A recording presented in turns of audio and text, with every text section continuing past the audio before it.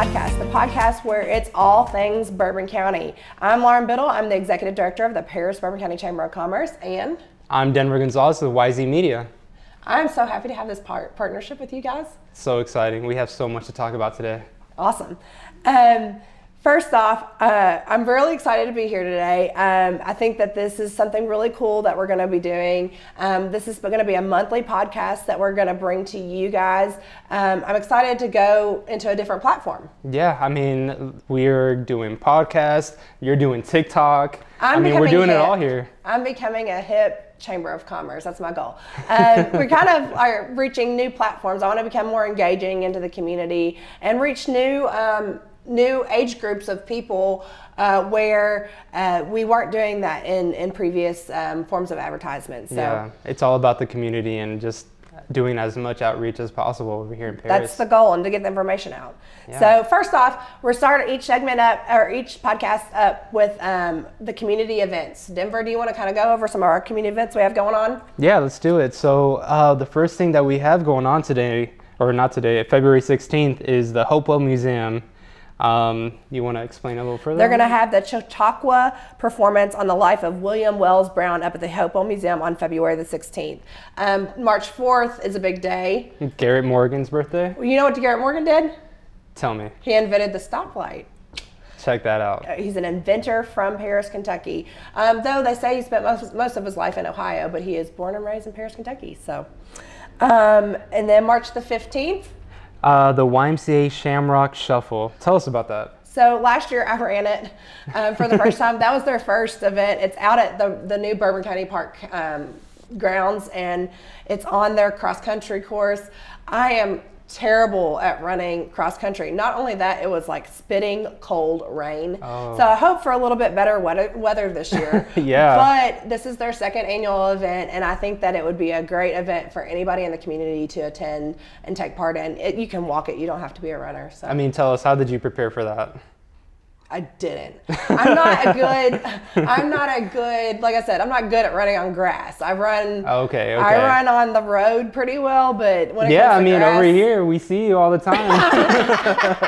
That's funny. Then on March the 23rd, we're headed into Easter. What are we doing that day? Kiwanis Easter egg hunt at Legion Park. Yeah, that's a good family-friendly event that they host every year. Usually they host a pancake breakfast with it as well, so that's kind of fun. Okay, yeah, make sure you catch that. And then the 26th through the 28th, the Hopewell Museum as well. They're going to host a Bill Coleman Jazz Weekend, so that'll be fun. And the 30th, another... Yeah, Easter egg hunt at Chief Reed Park. So that'll be another family-friendly event. All families need to head out and enjoy some Easter activities in the community. Yeah, there's a lot going on in March. I mean, you got all those events, and then going into April, you got the Bluegrass Federal Present Art Walk 2024 from 6 to 9. So that's our biggest kickoff every year of the spring season. Everybody loves to come out for the art walk. This year we have our sponsor with Bluegrass Federal. That's great. That's going to be a wonderful partnership. And everybody just gets so excited about the nice warm weather and having art walk in the community. Yeah. I'm super excited because this is a chamber event that we have coming up as well. Our third annual Tour de Paris 5K. Denver, will you sign up for my 5K? I'll be there, but I don't know. I might have to train as much as you did that one time. Which was zero training. Yeah, exactly. So the Tour de Paris 5K, it meets at the Eiffel Tower, starts at 9 a.m. We have about 125 runners that come into the community, and it's literally just a nice little tour of the downtown and in some of the neighborhoods. And my goal with that every year is to kind of draw some tourism to the community. People come and shop after the 5K, and they just enjoy the downtown. So no, that's going to be a great time. Our next segment, which is going to be the top things affecting us most in local government. Denver, what topics do I have going on? Yeah, so the first topic that we're going to talk about is waste transfer station. Yeah, so this is a major topic that a lot of people in our community really need to know about. So if you don't know, the waste transfer station currently is in the historic Black West Side neighborhood, which has caused a lot of, over the years, what they're calling environmental injustice, meaning, the toxins from that waste transfer station have been spread out into that neighborhood. People are bringing their trash through the neighborhood to take it to the waste transfer station. And so what has happened is the West Side Neighborhood Group has come together with the local government, planning and zoning, and the fiscal court. They all came together as one unity, basically, to decide, hey, we want to move that waste transfer station out of the historic Black neighborhood, which is an amazing partnership amongst all those organizations. So that has been determined. Now they're working on the bidding of the new, what they're going to call Solid Waste and Recycling Convenience Center, which is going to be behind the jail off of the bypass. Wow. So it's going to be very high end and up to date, and they're going to move it out of the neighborhood, which it never should have been in a neighborhood in the first place. Absolutely. What does the timeline look on that? So they're working on the bidding process of that the new transfer station at this point. And the first bidding came in like $2 million over budget. So they had to go back, redesign some of the things. Right. The city is bidding the project, or getting the project bid. And they had to go back, the city had to go back and redesign some of the stuff that they wanted. And now they're getting the project rebid right now.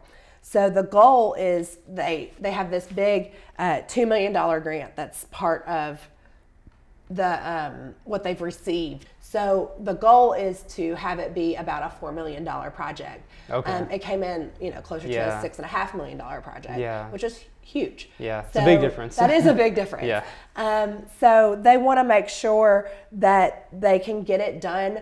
At least the $2 million grant spent by the end of the year. That's important. They have to have it spent by the end of the year. So the goal is to have the new Solid Waste and Recycling Convenience Center built and open by the beginning of next year. That's so exciting. And that would close down the old waste transfer station in that neighborhood. So the next steps after that would be to clean up what they're calling the brownfield site at the neighborhood and redesign and come up with a new plan for that. No, that's very necessary. I mean, I know that a lot of people have been bringing up concerns about that, but at least it's going to get done. It's going to get done, and to me, it's an amazing feat that all these groups have come together to really decide, hey, this is necessary for our community, and it's the right thing to do. 100%. I agree. Well, the next one that we have is capital improvement projects. So tell us about that.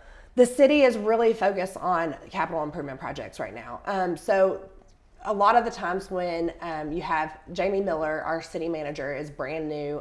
She's been there about a year and a half. And so a lot of times when you have somebody new come into a position, you see things that from an outsider's perspective that are like, let's get this done.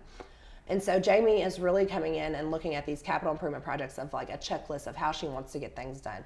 Well, a lot of the times, just like in an older home, you have to come in and you have to clean up things that you don't see, right? Yeah. So Jamie's really focused on getting infrastructure replaced and updated to make sure that if we were to have new builds come in, meaning new neighborhoods or new commercial locations, that we are able to effectively hold those and take care of those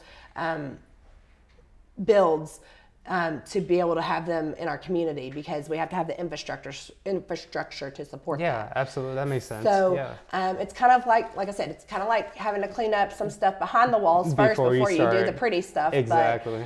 But I do applaud her goals in getting those done. I mean, it's a big necessary thing you have to do before you move on to the new things, is really just do the improvements on the back end before moving forward. If we're ever going to grow in the way that we foresee that we need to grow, those are the things that have to be done first. So yeah, I agree. No, that's great. So let's talk about this next topic, West Side Committee and Planning and Zoning. Okay, so we touched a little bit on the West Side Neighborhood Group earlier. They are working with Planning and Zoning to talk about this joint code enforcement board that they just started. So the joint code enforcement board is going to be implementing more violations not just in the West Side area, but in all of Paris, that will be held to higher standards than they were before. So now when people get violations, they'll be required to go before the Joint Code Enforcement Board, whereas before, like, the violations didn't really mean a lot. They just kind of paid a fine, and it was just like, oh. Yeah, it didn't lead anywhere. It didn't hold any right. Structure as much. But the West Side group has come in and they're like, we want to see this, and this happen in our neighborhood. So they're talking more about like stuff that is more of like an HOA group that might hold those standards.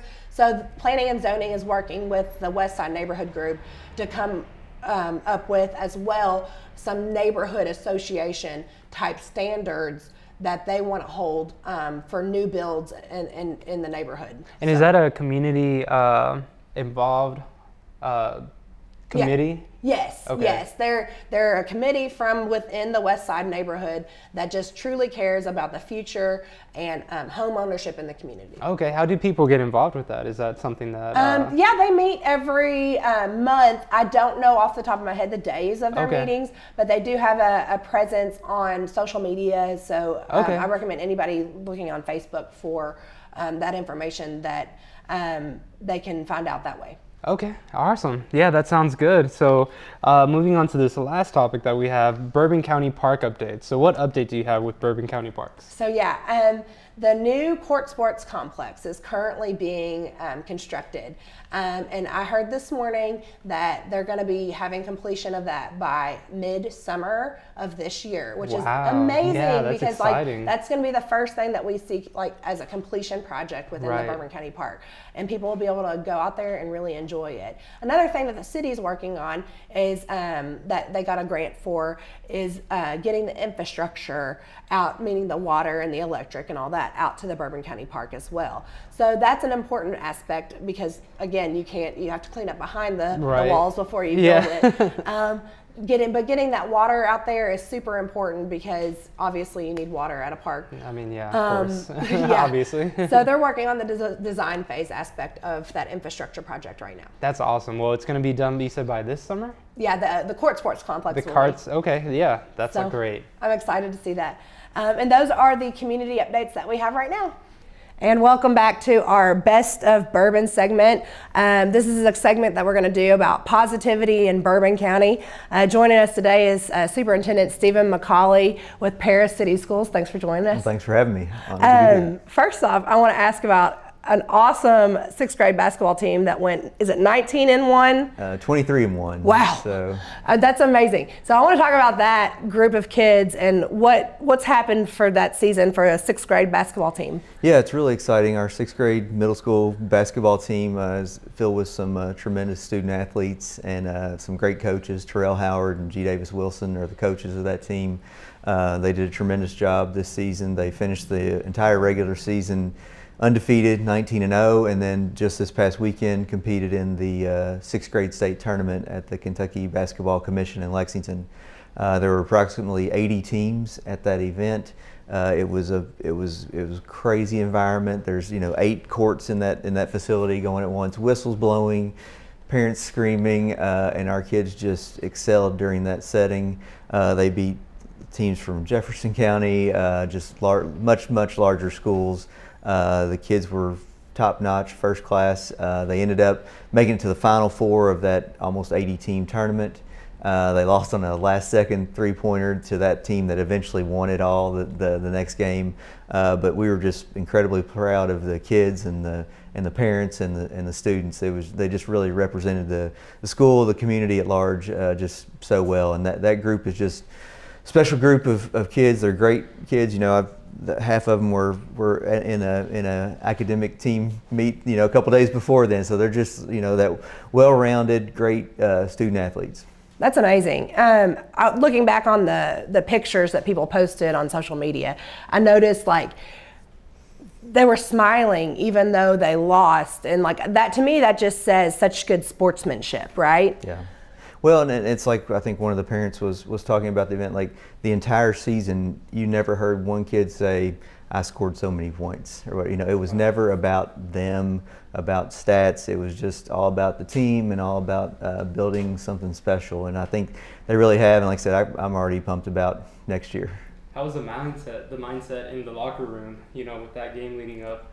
Yeah, I mean, I wasn't in the locker room with them, but I was there watching, and they just seemed poised, focused. A lot of those kids travel. I think some of them are playing in Alabama on some travel teams in the next couple of weeks. So they've been in that setting. I was more nervous than them. I was filming and like live streaming the end of the game, and like I looked at my watch and I was 141 beats a minute, and I'm just standing there filming. It was so intense, but the kids were so composed, just really represented us all well. I also want to talk about, they're not the only team making waves at Paris schools. Yeah. We have the 7th grade volleyball team that has done amazing things, and that's a new program. Yeah. And then we have this football team that has done amazing things. Talk a little bit about, these other groups and like what is making them the most successful student athletes. I mean, I think some of these coaches are going into like not only teaching them the game of football and the game of volleyball, but they're teaching them life skills as well. Absolutely, and that culture, that winning culture, just kind of feeds the next thing. But yeah, I'll talk just briefly. That 7th grade volleyball team, those young ladies are impressive. They're going to continue to build and grow and be an exciting team to watch. I think they finished the season with only one loss and won their division championship, and then lost in the finals of that. So, program that's only been around 3 years. Volleyball is just taken like wildfire across the country, and our kids just jumped in on it. And then the football team, we've got a huge signing day. We've got 9 of our Paris High School seniors, football players, are signing to play. 8 of them are signing to play college football tomorrow, all together. It'll be in the gym. That gives me It's going to be a chills. big to-do. Awesome. And then one other is signing to go to the Navy. So Wow. the coaches, the program, the administrators, they're just building something special. And these group of these senior football athletes have really set a foundation for what we think is going to be just exciting Friday nights, and that culture just bleeds into everything. It bleeds over into academics, it bleeds over into attendance, it bleeds over to excitement. So I think we're really just at the cusp of what's to come. And how many kids are in this senior class total?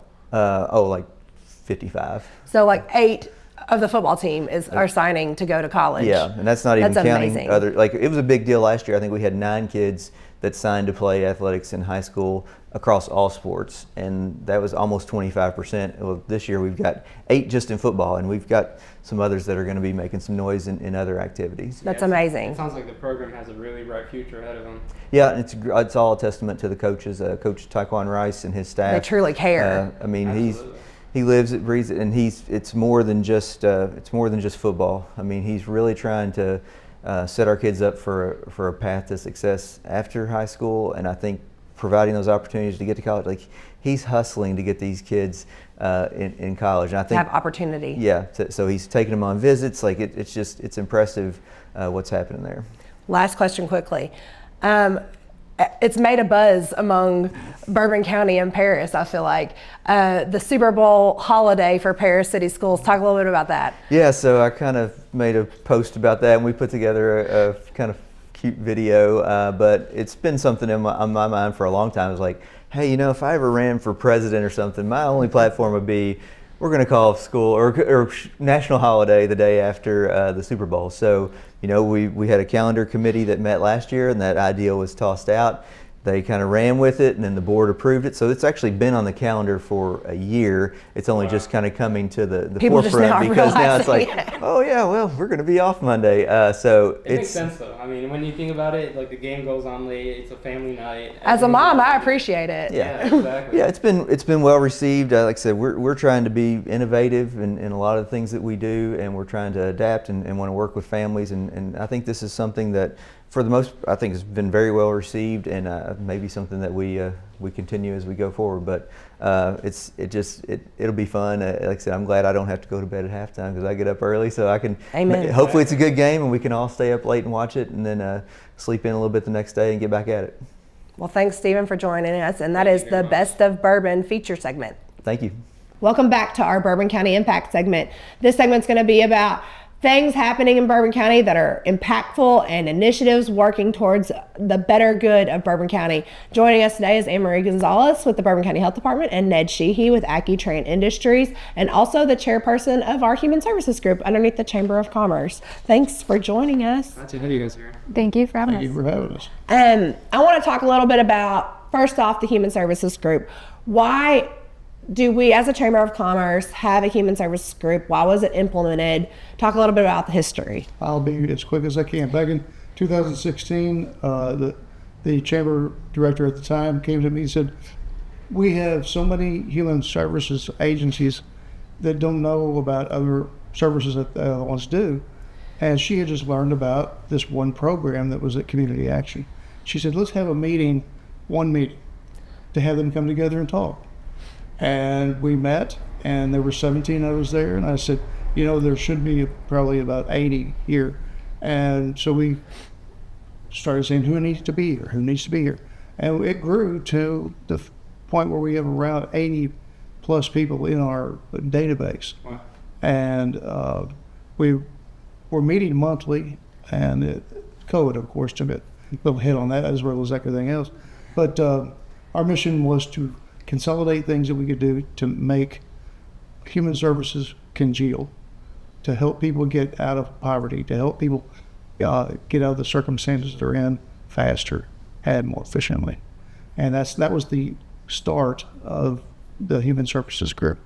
And it's been something I've loved being a part of since we started in 2016. Yeah. And over time, this has really, the idea of what our services are offering has really evolved into this idea of this community health network. Then, in comes the Community Health Improvement Plan. Talk a little bit about the Community Health Improvement Plan. So this is something we do every 5 years for the community through our health department. We take stock of different data sources from surveys collected on a national level, state level, and then even the local level. We partner with our communities, agencies, as well as do a resident-based survey to collect and pinpoint what are the health areas in our community that need improvement. And from that, we concluded our latest assessment in 2022, at the end of 2022. And there are 3 areas that we residents and our partners say need improvement is mental health, housing, and alcohol, tobacco, and other drugs, so substance abuse. So when we talk about implementation of the Community Health Improvement Plan, I've gotten the opportunity to play a little bit of a role in this, but we talked about implementation. What was the best access point for implementing the Community Health Improvement Plan? Human Services Group. With the knowledge of that group of people and the complete coming together of that group that had automatic committee opportunities, right? Talk about how it's being implemented. So yes, with those 3 focus areas, we have now subcommittees that are going ahead looking at the data, certain pinpoints of data points that we're going to try to improve in the next 5 years. So for example, mental health, our suicide rates in our youth or suicide ideation in our school youth was significantly high. So where we've looked at evidence-based programs such as sources of strength that we would like to implement at the local school level. It's a club for our peers to go ahead and push out positive messaging or campaigns to help strengthen the community or the student body, as well as help with any type of mental health resources that they might need. What are some difficulties that you guys have come across while trying to take charge of those 3 initiatives? Yeah. Well, funding's always something we don't always have to do big projects, but we are leveraging what resources we get from the state, applying for several grants. One for the housing part, that is not necessarily our niche at the health department, so we're leaning on our partners to help us navigate that and look at actual maybe advocacy things we can do for policies to help improve affordable housing and so forth for our community members. Yeah, that's a lot. I mean, this some of it sounds like a lot of work that you guys have to overcome. Yeah.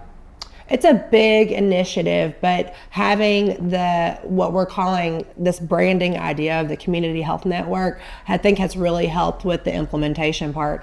Ned, do you want to touch on that a little bit? Well, we saw that it was needing to be a morph take place into how we were going to make the CHIP, the Community Health Improvement Plan, active into the community.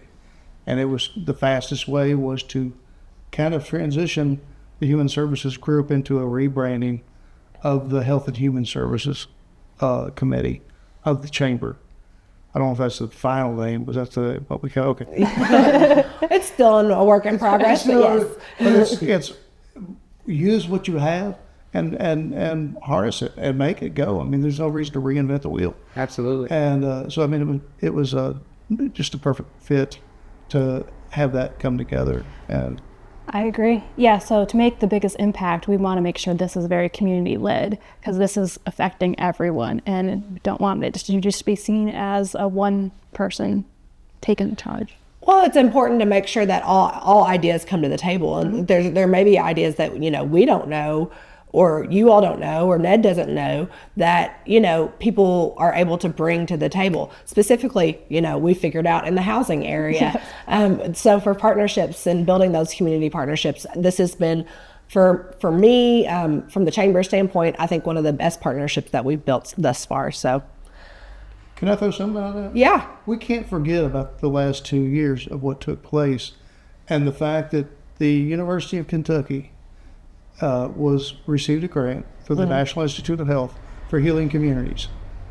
When they came to Bourbon County, it was the easiest transition from what they said as to how they got their coalition members together, because they came to the Human Services group and said, you're going to be on it, you're going to be on it, you're going to be on it. So it was all of a sudden, from what they had to do in all the other counties to find people, they came here and they were already found. Wow. And so it was and the ability for us to get information out, information in, it was unbelievable how it worked. And the Chamber's efforts in making that happen, and the marketing aspect of that. It was the largest grant UK had ever received, and Bourbon County was a part of it. We can't forget that. That's amazing. Wonderful initiative. Yeah. And community partnerships, that's how you make the Bourbon County impact. And welcome to our local small business feature. It's 3 questions in 3 minutes. And since we're kicking off our first podcast, I thought we would ask Denver, my co-host, about YZ Media. So first off, Denver, tell me about how has your business evolved since you all started? Our business has really evolved, especially after the pandemic, of just being flexible and learning the different algorithms and the different systems that we use in marketing and how different it has changed over time. Just being able to be flexible with different avenues of social media, from Instagram to Facebook. We have really learned to be evolved with our client, our customer, on whatever aspect, whatever targeting that they'd like to do to their audience, maybe community involvement, different things like that has really been one of our main focuses of how we've evolved over time. I know you all were a huge help for us when we did our Chamber Awards with webcasting. Yeah, webcasting, Facebook Live, Instagram Live. I mean, really, it's all about streaming nowadays, and that's just one of the main things that we've really changed and embraced, really. All right, next question. What are the biggest lessons you've learned? One of the biggest lessons that we've learned is really that although we're a digital marketing media business, being in person and being community involved and really getting to know the people, your audience, has really been one of the biggest lessons that we've learned. Just because a big presence in digital platforms does not take away having a big presence in being in person and meeting with people and being involved with your chamber and being involved with whatever activities, festivals, etc. It does not, those are 2 different things that, when you lean on one, you always have to lean on the other as well. It goes hand in hand. You heard it here first. It's all about who you know. Lastly, and what keeps you guys inspired? Our biggest inspiration is the success of our clients. Really just being able to know that we're a big help to them in growing their business and being able to, be part of their success story when it comes to their videos, to whatever they want to do, and we are able to make it happen is really one of our, what keeps us going. Awesome. Yeah. And that was our 3 questions in 3 minutes. And if you'd like to be featured on the next segment of 3 questions in 3 minutes, email me at chamber@parisky.com. Welcome back. We're joined with our community business feature in our Let's Talk Bourbon Community Hospital segment. Joining us is Tommy Haggard and our new cardiologist, Dr. Abualayem. Welcome. First off, I did want to talk to you all about it. It's Heart Health Month. February, we want to make sure to check our hearts, make sure everything's healthy. Tommy, do you want to introduce Dr. Abualayem? Sure. Yeah, we're super excited to bring Dr. Abualayem to Paris and Bourbon County to join the team at Bourbon Community Hospital to augment our cardiology service line. And what an auspicious beginning for him to begin in Heart Health Month. Perfect. It's a perfect introduction. Do you want to talk a little bit about some tips for heart health and what's important to kind of keep your heart healthy during any time of the year? Well, basically, of course, we have to focus more on preventing heart disease, especially in Kentucky, where the leading cause of death is heart disease. It's number one. And actually, it's fact for most of the states. Few states, the leading cause is not heart disease, but in Kentucky, it's the number one death from heart disease. So we try, especially with a new job in a community hospital, is when we're getting close to the patients and try to prevent heart disease from happening. What can I do to prevent heart disease from happening? Yeah, so we're focusing on prevention first, and starting by reducing the risk factors or preventing them, eliminating them. Some risk factors we can control, like smoking. Stopping smoking or not smoke from the beginning, exercise, diet, especially heart-healthy diet, and if you already have the risk factors like diabetes, high blood pressure, high cholesterol, then treating those to prevent secondary complications of heart disease. Perfect. I want to hear your thoughts about rural hospitals and coming to Paris and Bourbon County. I'm very excited to be in a community hospital. It's really different from the big university hospitals. Here you get close to the family of the patient, and the continuity of the follow-up. You see the results of what you do here. So that's why I chose community-based hospitals. That's amazing. And you're going to be covering not only Bourbon Community Hospital, but 4 or 3 other hospitals within the area. Yes. Correct. Yes. That's Georgetown, Clark County, and Woodford County, right? Yeah. Awesome. Go ahead. I'm just curious, what is one of the things that you liked, once you arrived here, area-wise? Is it the horses, the farms? What is something that Farming, you liked? Horses, the scenery here, everything is amazing, yeah. We should have brought, I said before we started that we should have brought you some bourbon to welcome you to Bourbon County. Tommy, this is your all second year, something that you all have done for Heart Health Month, the Community Heart Show. Can talk a little bit about that? Yeah, so the second year for the Heart Show. So to recognize Heart Health Month, we have partnered with the local high school advanced art students at Paris and Bourbon County High School. So basically what we do is we turn the hospital, the entrance and the main hallway into an art gallery. Wow. And so we give the students a prompt. And so this year it is choose well, because as Dr. Abualayem said, prevention and lifestyle choices is the main way to treat and prevent, heart conditions or heart disease. And so with that prompt, these students will be provided with a canvas. And last year we had about 25 participants in that, so it was a lot of fun for them to come out. We're inviting the community, but it's going to be fun to see how these talented art students use their creativity to get this message of choosing healthy lifestyles out there. We'll have snacks. And another value add this year will be hands-only CPR.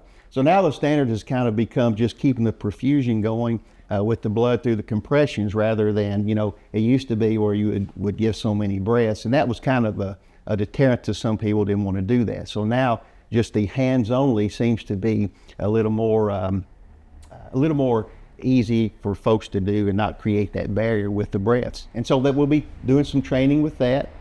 Should be a Tommy, what fun song time. do you sing when you do the hands-only CPR? I believe it is Staying Alive, which, being from the 70s, I'm a big disco fan. That's supposed to have the number of beats that correspond to. That's the rhythm that you do the right hands-only rhythm, right. CPR, if anybody was asking. Yeah. So we'll have a panel of judges, and the winner will receive a $500 cash scholarship. And so Awesome. the other 3 hospitals you mentioned, Bluegrass Community in Versailles, and Georgetown Community Hospital in Georgetown, the Clark Regional in Winchester, along with Bourbon Community Hospital here in Paris, each week we'll put this event on in their community for their art students, each to get a $500. It'll be a total of $2,000 that we'll put in the hands of these Oh, awesome. So each community gives out a scholarship. That's amazing. Yeah. And so when are they due? When do they have to have their art submitted by? Yeah, so February 29th is the event at the hospital. We're right in the front entrance there from 5 to 6 p.m. So we invite the community. We hope everyone will come out to see. There's a lot of talent with these students, and it's amazing to see how they will take a prompt like that and create a message that we wouldn't have thought of. And so it creates that mental image, and it's just a lot of fun too. It's just a lot of fun. Community. What a good outreach event. Absolutely. Well, thank you all for coming on and joining us at our first podcast. We really appreciate it. Any other thoughts before we wrap up? Well, Bourbon Community Hospital, full service hospital. We're here for you, 24-hour emergency room. There's a lot of services that we provide that a lot of people just don't really think that we do. Medicine's come a long way with imaging and things that a lot of your community hospitals have the same capabilities in that regard that some of your larger ones. We have affiliations with some of the tertiary centers if we need to be, and certainly we're going to get you there. But for a lot of your basic care and even surgical care, we have those capabilities. So I hope that you will give us a look next time you need something. I know personally, from a personal standpoint, I've very much appreciated the services at the Bourbon Community Hospital Emergency Room. So thank you all for your all's time and service. All right, everyone. So this is the next segment where we'll talk about topics from the chamber. So Lauren, what do we have for topics today? Sure. So I want to talk about some of the stuff happening at the Kentucky Chamber level, because those things are things that we're advocating for our businesses for at the state level. We sign off on these things. You guys need to be aware of it as businesses. So it's just really important for you guys to know what we're doing and what we're signing off on. Absolutely. One of the things is voluntary paid family leave insurance. That's House Bill 179 right now in legislation. What that would do is it would allow businesses and encourage insurance companies to offer a plan that allows voluntary paid family leave, or paid leave, and that would allow employers to be covered, or employees to be covered by their employers if they were to take an extended leave of absence. And so that's just going to help our workforce development better, and it's going to offer more benefits for people going into the workforce. So it's just going to be a more attractive opportunity for people going into the workforce. That's one of the main things we are doing, is making it easier for us to do business here in Kentucky. Interesting. So where is that right now on the floor? Is that? It's passed through the House. It's going through the Senate right now. Anytime the Kentucky Chamber usually signs off on something, it means that it's going to just be a really good opportunity to make it easier to do business in Kentucky. That's great. So where can people keep up with this? With the status of where the through bill's the going? Kentucky Chamber website, KentuckyChamber.com. KentuckyChamber.com. That's where they can find it. Interesting. That's great. That's great to know. And what about what can the community, or how can people push it or help move it forward, or how can they? Well, just know what your local chamber is helping, that your local chamber is helping you by advocating from the local level. The state chamber, that's what's wonderful about our state chamber, is that they really depend on the local chambers to help be advocacy points at the state level as well. That's great. Another thing that we have coming up is Leadership Bourbon County. This is going to be our 3rd year of Leadership Bourbon County. I'm super excited about this. Me and our committee that implements this project, we believe that we are truly creating leaders through this program. So applications are open for that program right now until March the 15th.